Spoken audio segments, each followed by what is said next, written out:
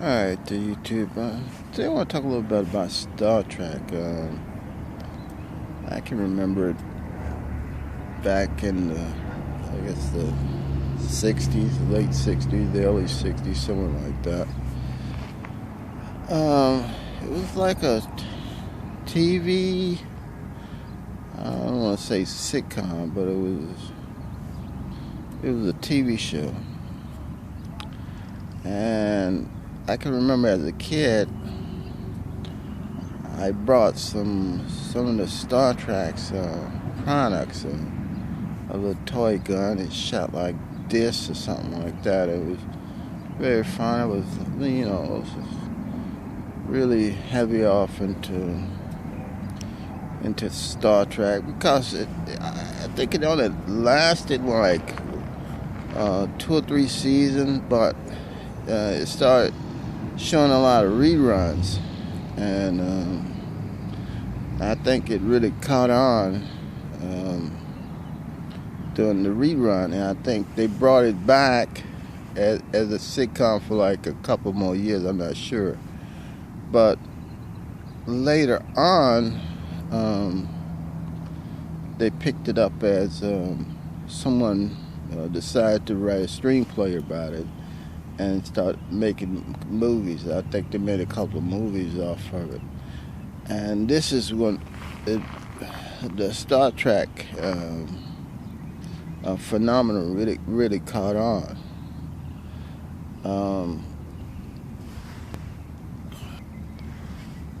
I think now they have like some conventions and stuff like that. It's really and then you have a lot of, like, I don't say groupies, but members, they portray themselves as being Klingons and Vulcans or whatever, But the whole Star Trek thing, you have to really follow it, watch some of the shows to really, you have to watch them a couple of times, really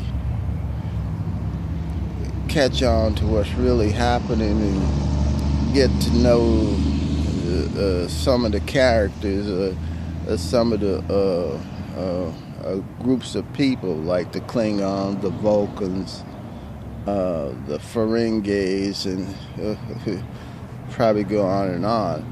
But one thing about the Star Trek is the technology.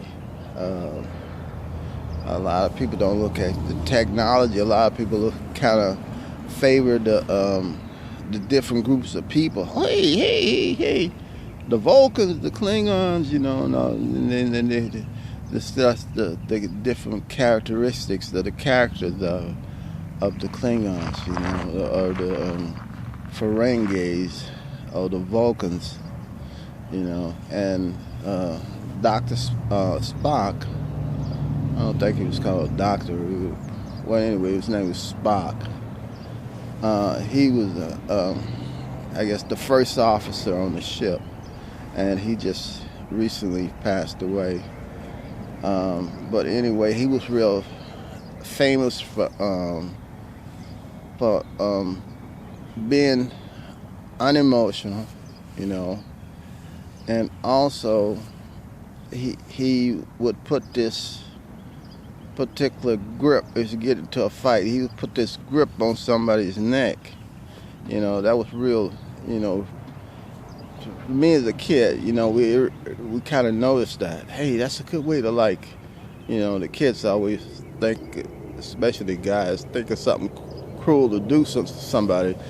And one of the things is like grab somebody, do that Spock grip on somebody, and grab them by part of the neck, and it actually hurts, and you don't want it done to you. But anyway, I guess I don't want to discuss it anymore.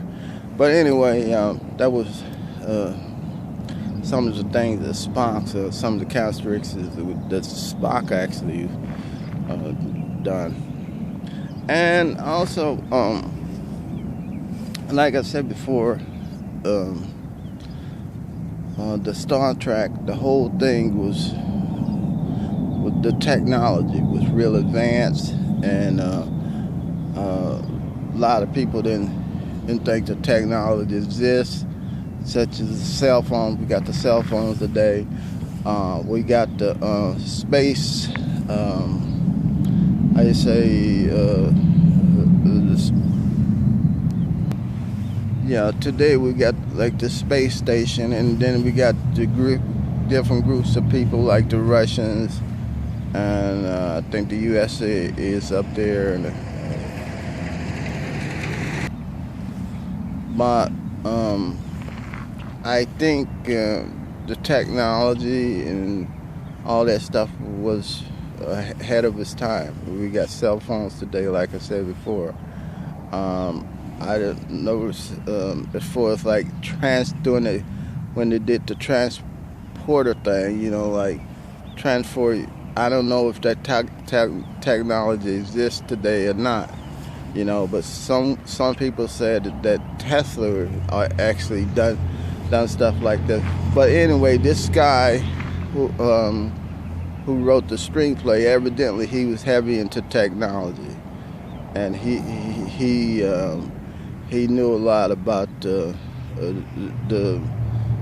lot of scientific discoveries and stuff like that. He was really involved in scientific technology. There's no doubt about that.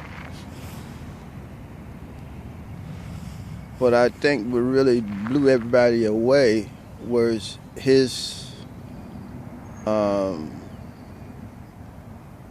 defining of different groups of people, like the Klingons and their different characteristics. I mean, that really blew everybody away. I mean, that's a astronomical phenomenon for him to develop something like that.